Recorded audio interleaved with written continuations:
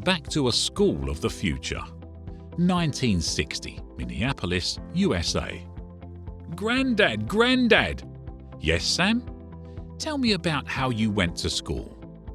I hardly ever went. We were immigrants. I was the eldest of 8 children.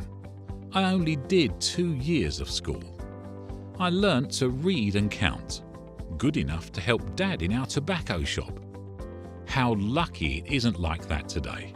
The future will be even better. 2010, Manchester, England. Grandad, Grandad! Yes, Jane. What was your school like? Boring. The teacher would write rules on the blackboard, and you would sit there thinking, I wish I went homeschool.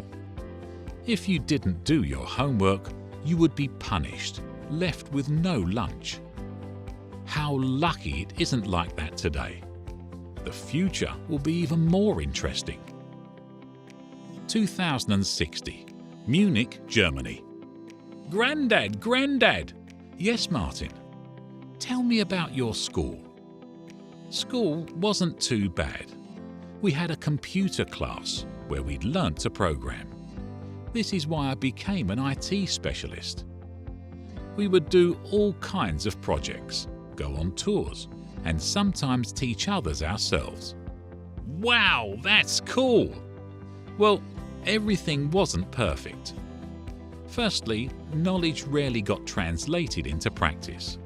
It seemed to be ballast we were filled with just in case, but we wanted to act and change the world. Secondly, everyone was used to thinking that marks were the most important thing. People would chase excellent marks. They would get upset and even fall ill because of poor ones. We would be compared to each other based on our marks. This created competition and envy. Thirdly, the adults would decide for us where we would study, what programs we would follow, where we would take our exams and who would mark them. Only sometimes could we choose what to study.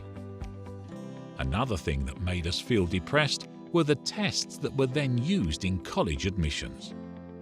Oftentimes, the questions were weird, and the exams became a lottery. In other words, the system was obsolete, and we dreamt about a school of the future. So, have you been able to create a school of the future? Well, you tell me what's been done in 50 years. What's it like for you? Oh, Grandad, we've got it great. We have tutors. They are teachers who help us build our own curriculum from the very start. We have game practitioners, those who invent different ways of learning better and remembering faster. And we are used to looking for any information ourselves on internet portals. There are also curators who help us understand what we've managed to advance in and what still needs to be worked on. We are taught to talk to each other and create things together. This is why most school projects are done in teams.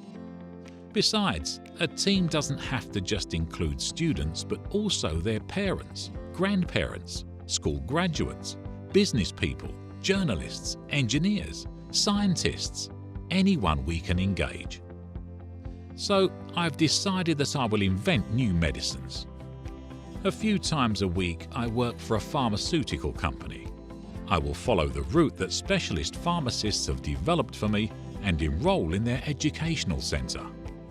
After I graduate, I'll invent a medicine against getting old. This is great, Martin! But, you know, a medicine against getting old was invented a very long time ago. What is it? Studying, Martin. Studying your whole life.